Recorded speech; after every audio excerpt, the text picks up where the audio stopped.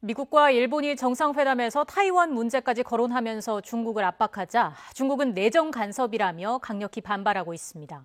중국은 미국의 봉쇄 전략에 맞서 유럽 국가들과 정상회담을 하면서 돌파구 모색에 나섰습니다. 베이징 연결해서 알아보겠습니다. 강성웅 특파원.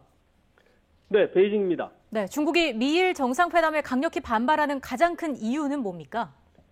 네, 무엇보다 이 미일 정상회담이 중국에 대한 견제와 압박에 초점을 맞추고 있기 때문입니다. 특히 이번 미국과 일본의 정상회담에서 타이완 문제가 1969년 이후 52년 만에 처음 거론된 것이 중국을 더 자극했습니다. 중국은 타이완을 중국의 일부로 보면서 무력으로라도 통일을 하겠다는 입장인데 미국과 일본이 이에 대해서 평화적 해결을 권장한다는 입장을 밝힌 겁니다.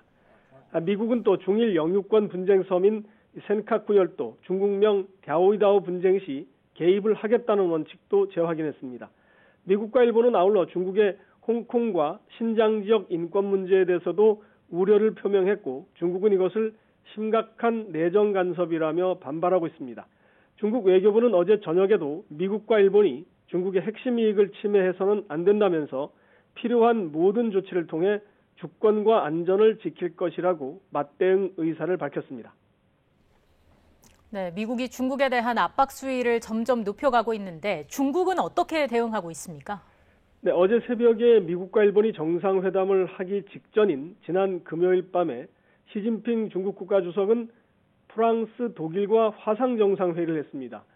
중국, 프랑스, 독일 3국 정상들은 기후변화 대응을 위한 협력을 의제로 원래 회의를 한 건데 다른 현안들도 함께 논의가 됐습니다.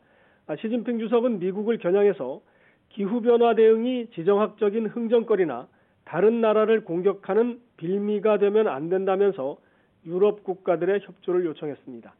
중국 관영 CCTV는 특히 메르켈 독일 총리가 중국 EU 투자 협정의 조속한 비준과 발효에 대해서 언급을 했다. 이렇게 보도를 했습니다.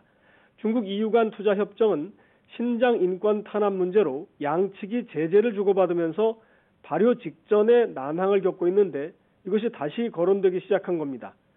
이 3국 정상회의에서 시진핑 주석은 국제올림픽위원회와 협력해서 올림픽 참가 준비 선수들에게 백신을 제공하고 싶다. 이런 의사를 밝히기도 했습니다.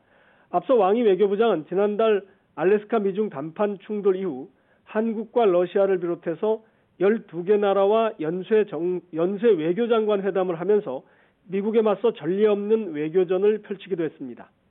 지금까지 베이징에서 YTN 강성웅입니다.